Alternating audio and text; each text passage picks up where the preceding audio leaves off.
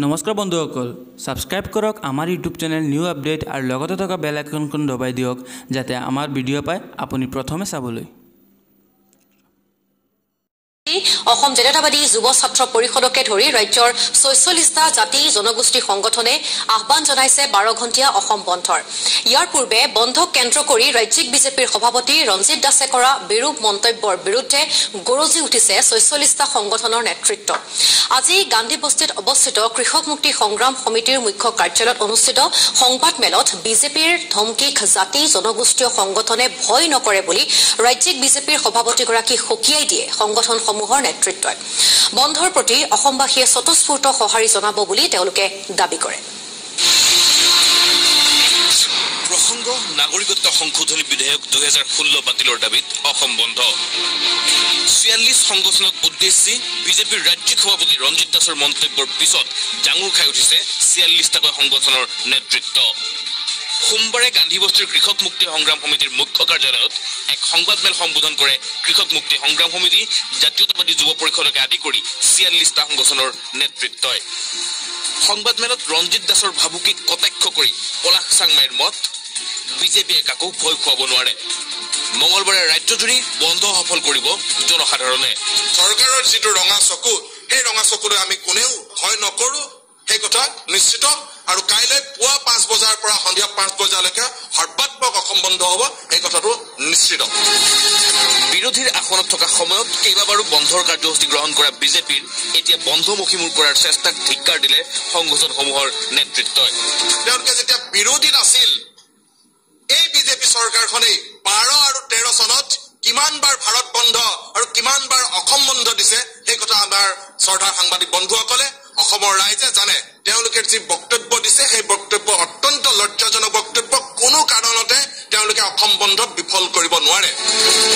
ইফালে বন্ধৰ বিৰুদ্ধে চৰকাৰে বিশেষ ব্যৱস্থা গ্ৰহণ কৰাৰ কথা উল্লেখ কৰি সৰ্বানন্দ সোণোৱাল চৰকাৰক হিতেশ্বৰ শইকীয়া চৰকাৰৰ লগত ৰিজালে অখিল গগৈয়ে। বিজেপিৰ সভাপতি ৰঞ্জিত দাসকো কটাক্ষ অখিল গগৈৰ। আজিৰ চৰকাৰো হিতেশ্বৰ শইকীয়াৰ চৰকাৰৰ নিচিনাই স্বৈৰতান্ত্ৰিক চৰকাৰ আছে। ৰঞ্জিত দাসে অসমৰ জাতীয় সংগঠনবিলাকক তথাকথিত সংগঠন বুলি কৈছে আৰু বিজেপিৰ সভাপতিজনে এই কথা কৈ সমগ্ৰ অসমীয়া জাতিক অপমান কৰিছে। বন্ধই ক্ষতি কৰে, তাৰ পিছতো কোনো বিকল্প নথকাৰ বাবেহে বন্ধৰ কাৰ্যসূচী ঘোষণা কৰা বুলি সংবাদমেলত উল্লেখ কৰে অখিল গগৈয়ে। অখিল গগৈৰ মত, জনতাৰ হকে বিদেশীৰ পৰা দেশ ৰক্ষা কৰিবলৈহে দিয়া হৈছে অসম বন্ধ।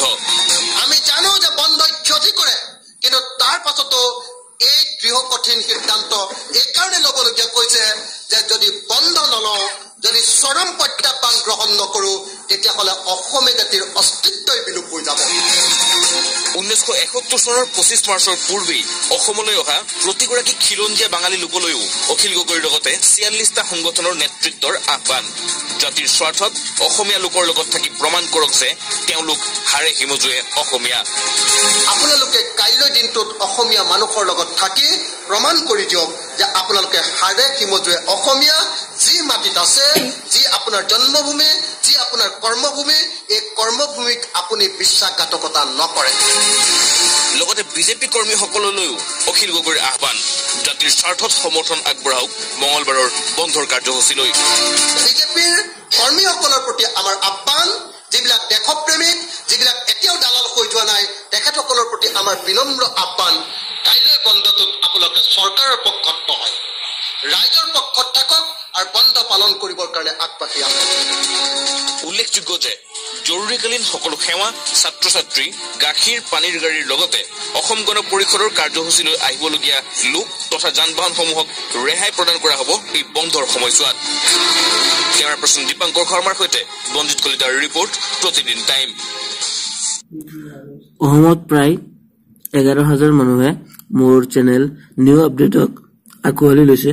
মই অসমবাসী ৰাইজক অনুৰোধ জনাম যাতে মোৰ এই নতুন চেনেল অসমীয়া ব্লগছ চেনেলটো ছাবস্ক্ৰাইব কৰিব, লাইক কৰিব আৰু শ্বেয়াৰ কৰিব অনুৰোধ জনাইছো। মোৰ ভিডিঅ'টো ডেছক্ৰিপশ্যনত